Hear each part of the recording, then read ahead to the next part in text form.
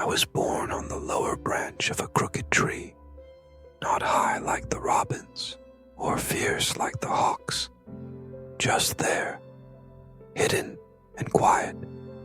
From my nest, I would watch the sky stretch far above, filled with shapes of wings that seemed to cut through clouds like whispers. I never believed I belonged up there. My wings were too small, my heart too loud with fear.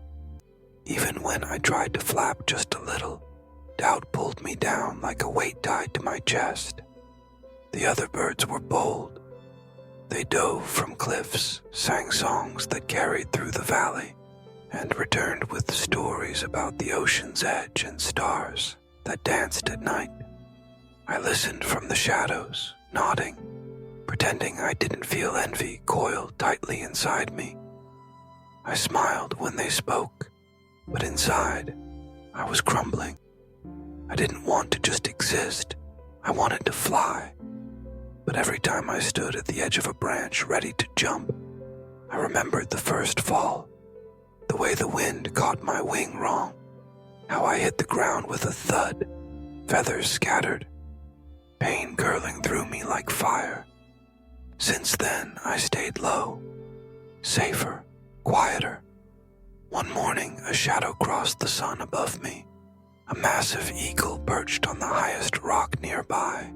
His feathers were torn in places, scars etched along his chest like stories written in silence. He never spoke, just watched. Sometimes I caught him staring at me while I struggled to hop from branch to branch.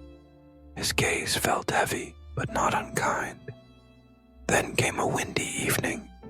I was trembling on a branch when a gust nearly threw me off. I scrambled and clung to bark, and I saw him then. He didn't fly away. He faced the wind, wings open. Still, he wasn't resisting the wind. He was using it. It carried him upward like it was part of him. That night, I couldn't sleep. I kept thinking of how still he stood, how calm he seemed in the chaos. I wondered what made him so fearless. The next morning, I found a single feather beneath the rock where he perched. It was old and rough, but I tucked it near me, not as a trophy, but a question. How do you become that strong after losing so much? I didn't know it yet, but that eagle wasn't just watching me. He was waiting. The storm rolled in without warning. Thunder cracked the sky, and branches whipped in the wind like wild hands. The other birds scattered, each finding shelter high above or in the crevices of rocks. I froze, wings tight against my body, heart racing with the rhythm of the rain. My usual hiding place had broken away, and I had no choice but to move. I looked up, hoping to see the eagle.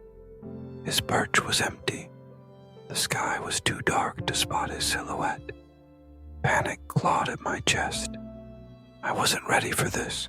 I wasn't strong enough. But the wind didn't care. It pushed, pulled, demanded a choice. I could stay frozen and fall, or I could jump. I stepped onto the edge of the shaking branch, legs trembling beneath me. The first flap of my wings felt wrong. The second, weaker. But then, I remembered the eagle, his stillness, his trust in the wind. I opened my wings, not to fight the wind, but to feel it. Something shifted. The wind didn't throw me this time. It caught me.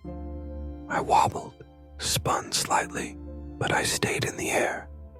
My heart thundered louder than the clouds, but I was flying.